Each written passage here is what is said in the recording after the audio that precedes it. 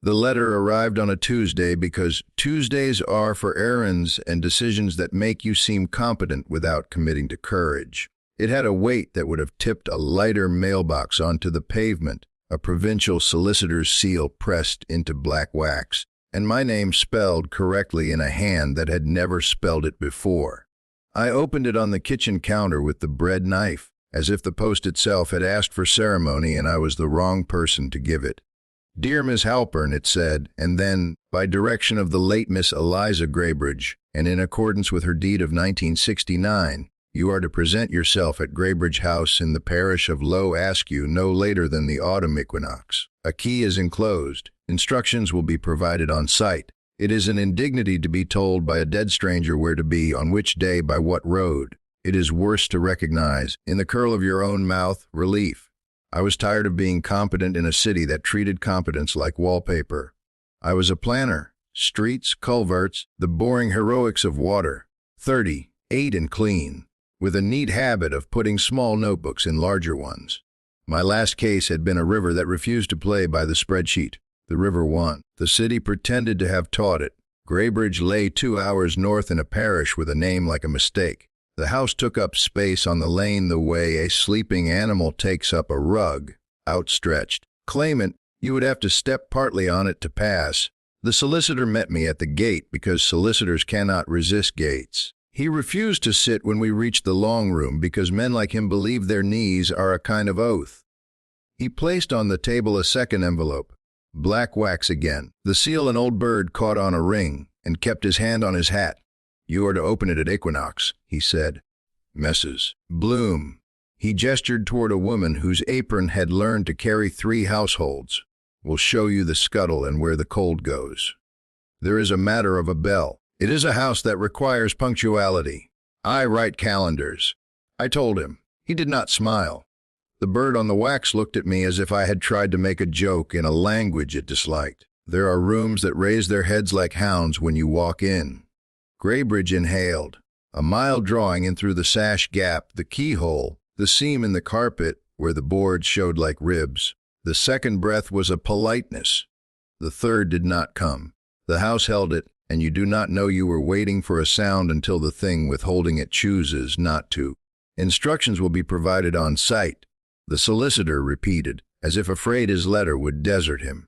He touched the black wax again, the way men touch luck. "We have had a parish agreement since 1794. We count better than we explain." On the mantel in the long room, under 2 portraits that had learned everything but charm, waited the equinox letter. The hand was a woman's from a generation that taught pens to be honest even when you hated the truth. For my successor, it began, which is the tone of someone who has decided not to be sentimental in order not to be foolish. Bread on the east sill in October. Salt under the threshold on the first frost. The bell above the dumbwaiter rung twice, then once, 2. The pause, 1. Do not bring names down walls. Do not bring rope to holes. Stop nothing. A planner likes lists. A planner loves nothing better than to be told when the world must do a small thing and how to do it so the big thing does not misbehave. I took a walk through the ground floor to acquaint myself with the sort of misbehavior we planned to prevent.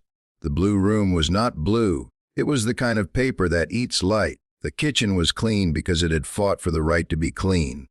The dumbwaiter hung in its shaft with its tongue of iron separate. A small bell nailed above the door, voiceless and ordained. The orchard lay behind the house in a black sulk. The well had been capped by a board in 1893, with a stone that looked like an apology written by a committee. "Do not uncap it," Mrs. Bloom said. "If you cap a mouth, it learns to wait. We prefer waiting. If you uncap it, it remembers the other thing." She flattened her palm against the inner right hand side of the dumbwaiter frame, reverently, like a nurse testing a forehead, and then smoothed her apron, which is how women tell rooms to behave. "Bread in October, salt when it frosts." The bell twice, then 1. "That recipe is all they'll let you bring." "Recipe," I repeated. It is a word that bridges women's work and cities.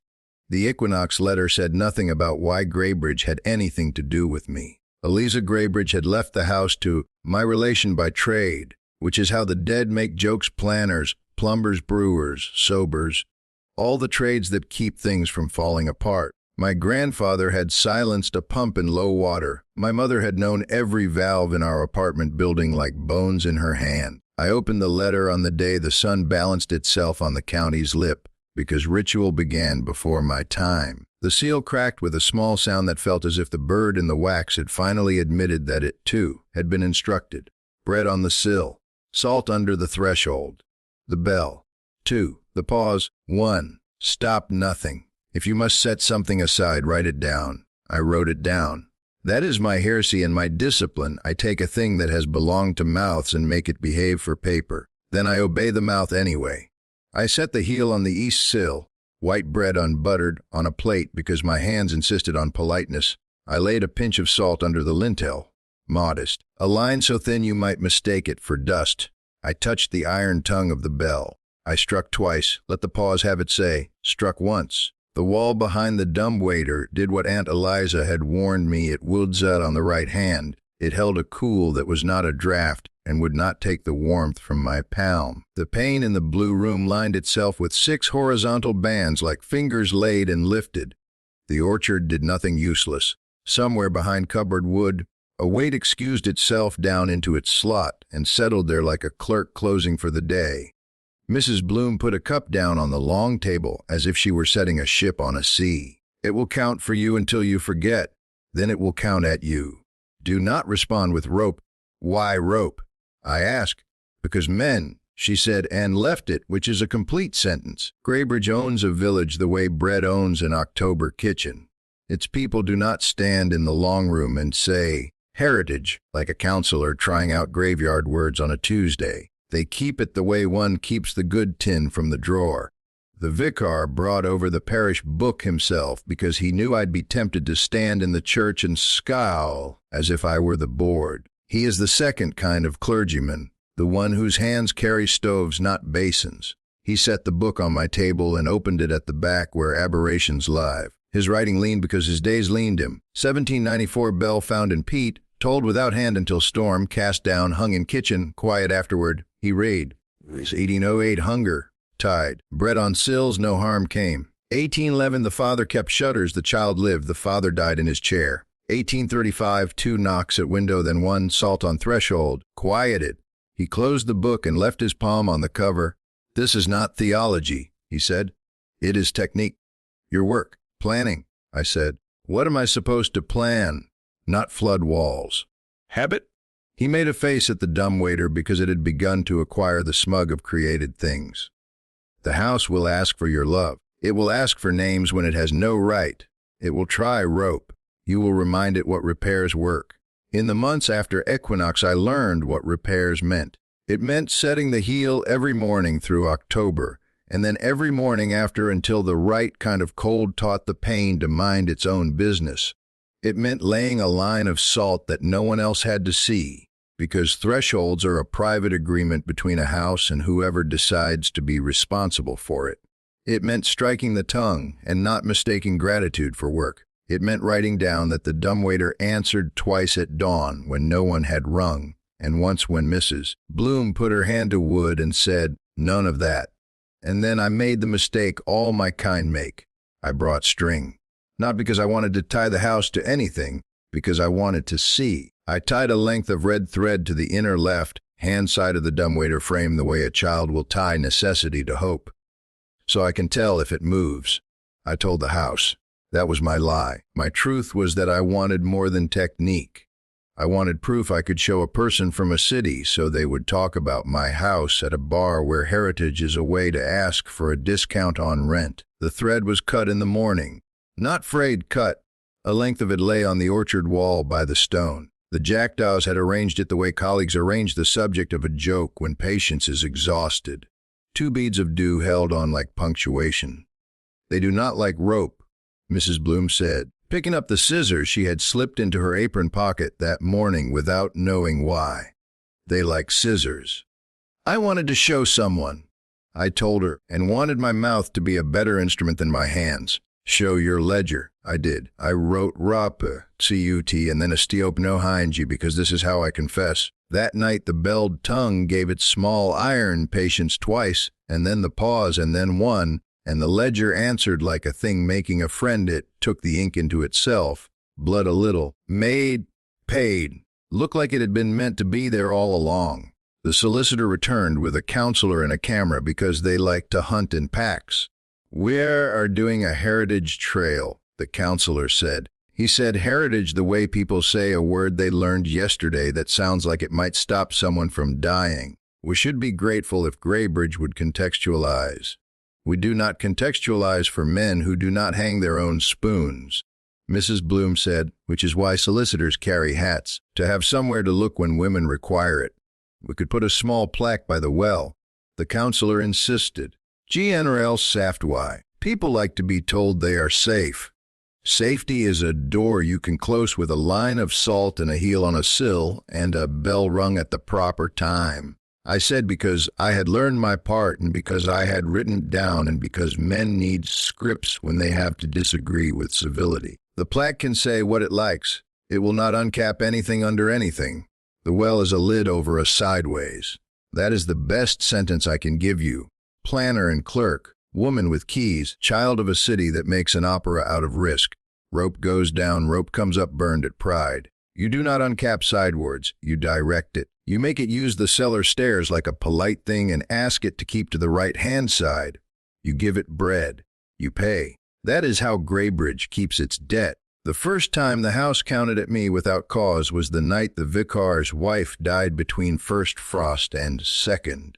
The belled tongue answered twice when neither of us had rung it. The pane lettered. The right hand cool did its honest mercy. Mrs. Bloom laid a pinch under the threshold. I set the heel. We wrote nothing and then we wrote paid. A technique is a prayer when you strip it. Houses love to teach planners about water. They love to show us where we have put things that should have been left alone and where we have left alone things that needed pointing. Graybridge taught me a lesson in both in my second spring. Helen came on a Wednesday with a hem full of field and the kind of face that will argue you into patience or out of it depending on the weather. She was called a cousin because the dead permit anything that lets them produce a story. She had written places up to make rent. She had hung a spoon in an apartment 2 floors above a restaurant whose grease got into everything. And she had counted in a room where there is no such thing as an orchard and felt better for it, because the spoon spoke her language and the city does nothing for anyone who will not belong to it. "I don't want to use your names," she said. "I want your technique." "You cannot sell technique," I said. "You can teach it. That is the same thing." "No." Mrs. Bloom cut a heel and put it on the sill and did not miss and did not think it was performance. "It is my typing," she said. "It is not my writing." Helen watched Graybridge's pageant without putting her fingers on the glass. I will forgive her anything for that. She sat with me and let the pane line itself with 6 horizontal bands and did not put a hand where someone else's had been. She stood by the dumbwaiter and did not put her palm to the right, hand cool because women learn the proper blasphemies faster than men. She saw the jackdaws correct the board's grammar at the well. She wrote in a notebook and then closed the notebook and then tore the page out and folded it into her pocket and later told me she'd put it in a bin because it had tried to become a plaque. That night a boy came back. The boy had watched Helen stand and not touch the pane like a responsible person standing near something capable of making a fool of her. Being a boy, he could not stand this. He slid the bolt. He slid his palm. He whispered his name into a lid that had not asked for it. It is indecent when the world repeats its lessons more quickly than you can take notes. The rope under the stone told my hand sideways. The belt of water under the orchard told the pane with 6 bands. The dumbwaiter told the right hand cool. The house told me twice and then one. I went with my scissors and cut the string from his wrist and did not shout because Graybridge hates spectacle more than solvent. I brought him inside and told him to count and did not explain why, because explanations give rope ideas. His mother saw me through 3 generations and said nothing, and then salted her threshold because technique is quicker than conversation. "He wanted to pay," Helen said. "He is not who is owed," Mrs. Bloom said. I took a bread tin out of the cupboard and found a note I had not put there. For the next, in Eliza's hand, "If red thread enters your house, cut it at the knot." Jackdaws will take care of what you drop. Do not use rope to undo rope. I sat down and wrote those sentences into my planner as if I could multi-home a ritual into a day. In May, with the household steady and my city projects forgiven, or at least taking their own breath, the river reminded me that it turns sideways when it wants to. A rain that did not look like much from the kitchen put 2 lanes underwater by midnight. The counselor brought his plaque into his mouth and did not dare take it out of its pocket. The vicar sent scones until I wanted to damn spelt. Mrs. Bloom stood in the doorway and counted. I am happy to report technique does not tire. It does not care for spectacle. It welcomes floods the way it welcomes hares, without applause and with food. I put heel and salt on sill and threshold because that is what you do when something has asked to be let through a place as old as a bridge. I struck the bell twice and once, and did not deserve suddenly to see how the weight inside the wall settled when you remind it what its slot is. The pain suggested with bands that the breath belonged inside until the water had finished outside. Techniques work because they get boring. Floods despair of boring. That is their weakness. When you have done technique in the morning, and on the 3rd day of a flood and the 7th, and seen the belly laugh of the orchard when it forgives a lane, you begin to permit yourself a view. My view is that Graybridge is not haunted by anything worse than rope and names. Unsolved is for men who want to sleep poorly. Graybridge sleeps well because someone, Mrs. Bloom, Eliza, some old man who struck a bell and cut a rope, decided to make it so. Planners get lonely when their cities stop pretending it is brave to live in them.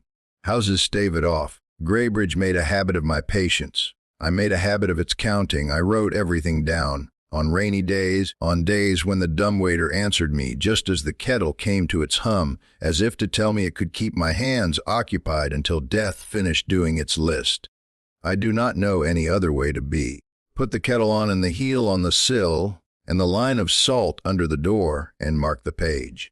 I took the train south once to present a sewer at a conference of people who find pipes thrilling. There were graphs. Someone gave a talk about vortices that made me close my eyes and love math like a hymn, and then open them to a bar where men who do math argued about rope. They meant cords and cabling and redundant systems. I mean rope, red thread famous in houses. Infamous, a man asked me too politely about my house. What's your floodplain design there? You cannot say bread and salt at a professional event. You will be thought rude. You must say pressure management. So I did. I said pressure management because it makes sense and because there is no law that says engineers must be sarcastic to learn. He asked if there was a heritage component. I thought of the equivocating plaque and the jackdaws and the vicar's fine book and Mrs. Bloom's scissors.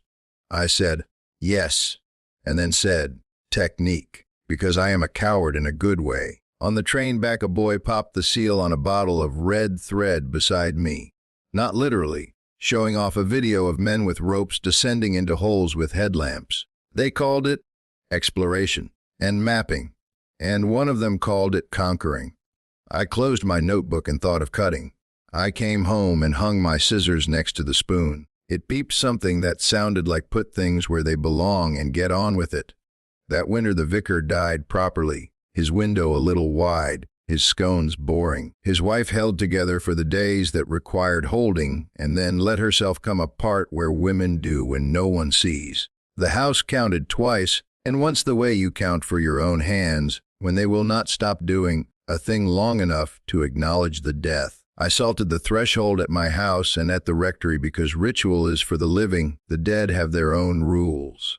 Mrs. Bloom died in a way that made me furious at technique for half a day. She did it quickly, before a frost that would have made getting to her difficult, efficiently. Her apron hung straight, the salt jar in the right place. It was too neat.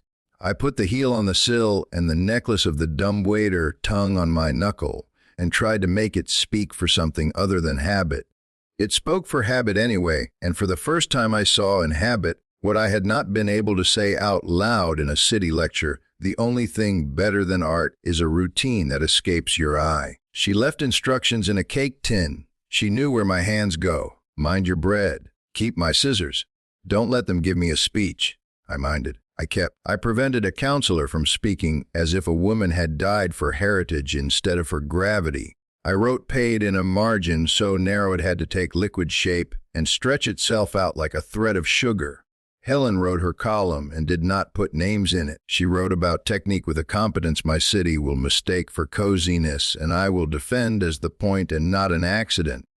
She told the city to hang a spoon, and in one apartment somewhere a spoon rang twice, and then once for a girl trying to make a kitchen out of a house the way you try to make a family out of people who think you work for them. The spoon saved her one night, the way a good drain saves a street, and I count that piece of writing under repairs and not ego. My successor arrived without a genealogy. The house told me she was the next the way it tells you that the kettle is about to boil if you hold your hand above it. The steam thinks it is a secret, and then it burns you into knowledge. She had hands that had been taught to put lids on things being asked to escape. She did not talk about heritage in the long room. She wanted to know where the cake tins were. You do not have to count.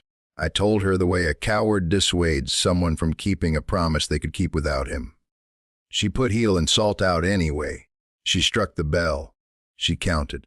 The pain lettered itself. The right hand cool accepted her palm and not mine with an ease that did not offend me. The house counted for her. I went upstairs with two kinds of relief, the kind that comes with an inheritance done in time and the kind that comes when a ritual becomes someone else's responsibility and not a dead hobby. The solicitor brought his hat and his plaque and his counselor one last time because the board likes to die with as many adjectives as it can. General safety, he said. We should like to put it more centrally. You should like to eat in a kitchen. My successor said, and I decided to leave the room.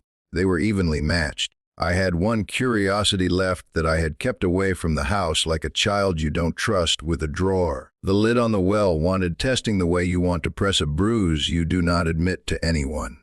We went together. I put my hand on the stone. My successor laid hers on top of mine because technique is not logic. It is modesty living in an old household with other people. The rope spoke sideways. Twice. The pause. Once. The lid remained. That's all you get, she said.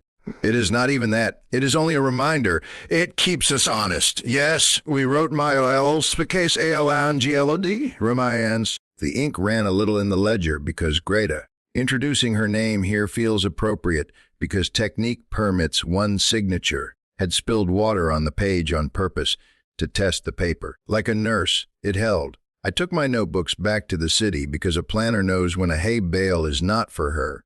I still hung a spoon. Not to haunt myself, but because there are unseen things that do not care that you have changed counties. It tapped twice the night a client tried to put rope into a culvert. I called him and said not to. We fixed something small and therefore saved something bigger. Whether you call that superstition or skill is your insult. Graybridge goes on. It will count for Greta until it stops needing to. The orchard will sulk at plaques and forgive jackdaws. The board will scratch improvement into brass, and I will write habit on a note and tape it where I put my keys.